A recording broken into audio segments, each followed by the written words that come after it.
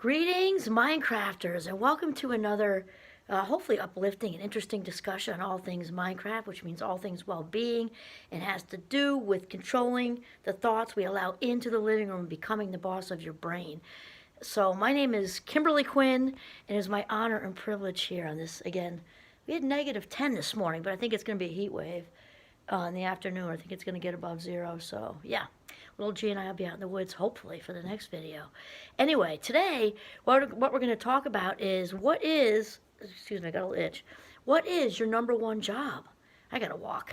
I need to walk around, so you guys are going to see my house, because it's just so hard to say stationary. So anyway, what's your number one job? Okay? You probably all think kinds of different things are going through your head. That's the happy birthday sign. My husband and daughter have birthdays on the 3rd and 5th, so we had a little party the other day. So, okay, what is your number one job? What is your number one job? Your number one job is to live the highest version of yourself. Sorry about the itch. Your highest version of yourself. And you might say, oh, well, it's my number one job to be a good mother, my number one job to be a good father, my number one job to provide, to be the best whatever, the best at work, the best. Okay, here's the thing, and I will share with you, and most of you know my backstory now. It has been my number one mission in life on this earth to be the best mother I could possibly be to our 5 fabulous young adults who we call the Fab Five, okay? And we've also got a couple of extra ones by love, Anna and Peter. And it was just my mission all the way along. And it's not only because I'm a loving, kind person, also because of, you know, the backstory. I was very deeply moved to be the mother I didn't have, and to just watch them grow and just love them every minute, and just to be at all their stuff and bake brownies for sporting events and be listening and coaching and just all of it, and be that house where kids actually wanted to come, and for all 5 of them to have great birthday parties. Actually, with the other 2 too, so 7. To have great birthday parties, and all that happened, and it's been fantastic. And it's fantastic to watch them grow as young adults. And still, as far as being the highest version of yourself, that's like the umbrella. That's like the umbrella to the rest of it, because if you want to be the best mother or father you can be, you want to be the best CEO, you want to be the best artist you can be, you want to be the best whatever you can be, you can still be good, you can be at a high vibe, but you're not going to be at your highest vibe unless you are living that top tier level of being yourself. And that has to do with, first of all, realizing that it's your responsibility. It is our own responsibility. We're the captains of our own ships, or the authors of our own scripts, or whatever you want to say. So waiting for somebody to come along and rescue or fix you, or waiting for that big break, or waiting for the ship to come in, as they say, it's just not how it flies. Not how it flies. So we have to realize that we got to get on it. We got to get on it. Because our life is whatever we create it to be by the choices we make. It's just plain true. And then the next one is attention. Attention and intention pretty much sum up life, honestly.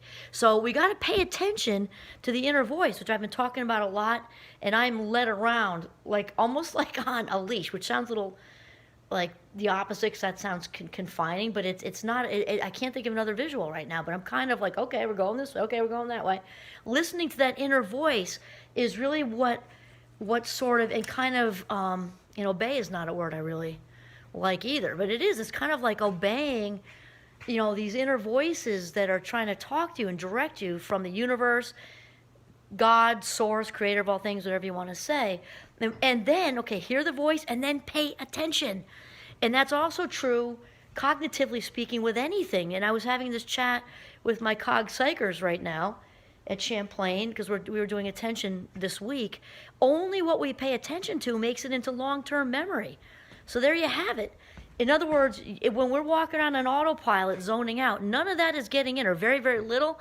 And what's getting in is distorted. So which is why we practice mindfulness at the beginning of each and every class I teach, so we can clear the working memory, so whatever we're paying attention to, fully attenuating to, gets in, and then this expensive education they're paying for is worth it, because they've got the info that they were hopefully present for. So that's also true just out in the world. What we pay attention is the only thing that's going to stick. And we need to pay attention to those inner voices, or whispers, as my dear friend Oprah says. So attention. So we have responsibility, We're the authors of our own script. We have attention, and then we have intention. This is so important. Every single day when I'm in my Jeep, and I do the gratitude journal thing when I wake up, I say thank you before I get out of bed. I say thank you when my feet hit the floor, and I don't say all this stuff. I'm just going to share with you when I swing around after I look at the view out our bay window. Thank you, number one. Then thank you, number two. When I hit my feet on the floor, in my head I'm saying thank you that I can stand up. My legs work, my spine works, I can breathe, all that. I don't say all those words. It's just thank you. And then after the gratitude journal thing, when I'm in my Jeep, because I'm totally alone at that point without distractions, I put out an intention. And I think I mentioned, well, if you watched yesterday's, I had a couple of prickly pears, and they surfaced. They surfaced to teach us lessons. They're teachers. They were annoying teachers, but they were teachers. And I set an intention of, today I will go forward with authentic courage and confidence. I will go forward with authentic courage and confidence. And this wasn't anything gigantic. It was just throwing a little wrench in my, focus. So I said, no way. I'm not going to spend my life minutes in this way. And so I put that intention out there, and lo and behold, it all just dissipated, gone, literally gone, just evaporated. Okay, so responsibility, authors of our script, attention, intention is huge. And then we have the letting go part. We've talked about that. And I feel like I want to sing the Frozen theme song, okay? But we're not going to get totally dive into the forgiveness thing because we've already done that. We'll say it does. Actually, we're doing this week in Cog Psych too. Not about the forgiveness thing, but I drew a circle. Just pretend a circle, okay? And I asked them what percentage of our attention, an investment can we put into a task or person or whatever. I said, don't overthink. So within a few seconds, they said 100%. Right, it's 100%. So if I could draw little wedges in that pizza pie or whatever, think about the amount of little slivers that go to yesterday, last week, last month, 10 years ago, or next week, next month, 10 years from now, right? And so we need to let go of all that stuff. Let go of it.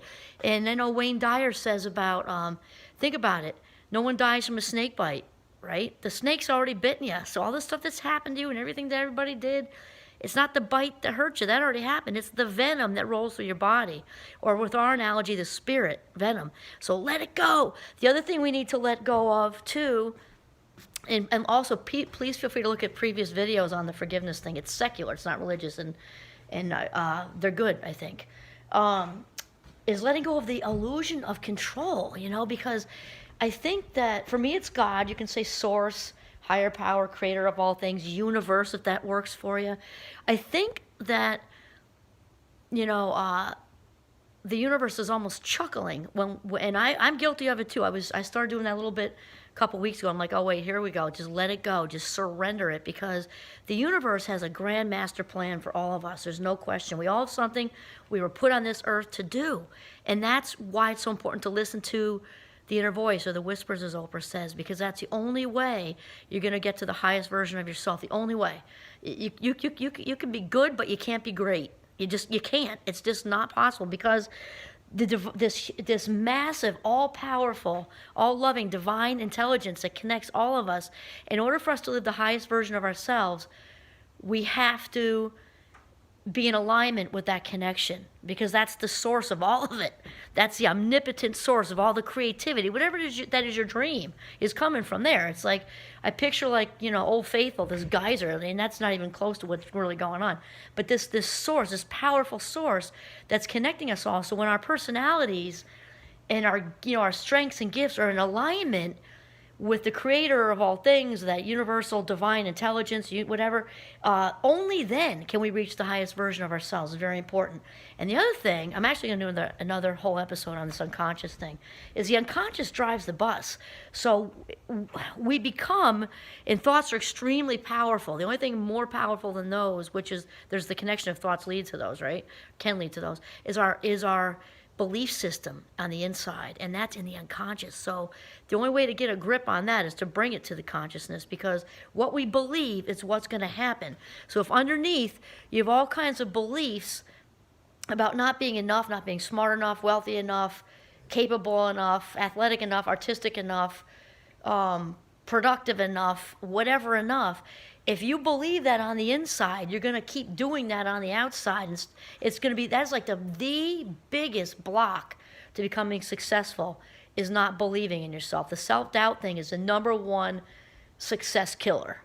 And so the only way to do that is to bring all that stuff to consciousness, because that which we resist will persist. Got to bring it up, kind of wrap around it with compassion, and then we're already at 10 minutes. So we're gonna do another one on this, and then start to visualize your new belief system and your new story, because you need a reboot, definitely a reboot. Okay, so to recap, we got responsibility, author of our own script, attention. Only what we pay attention to sticks in long-term memory, and also in life, you got to pay attention to those inner voices or whispers, as Oprah says.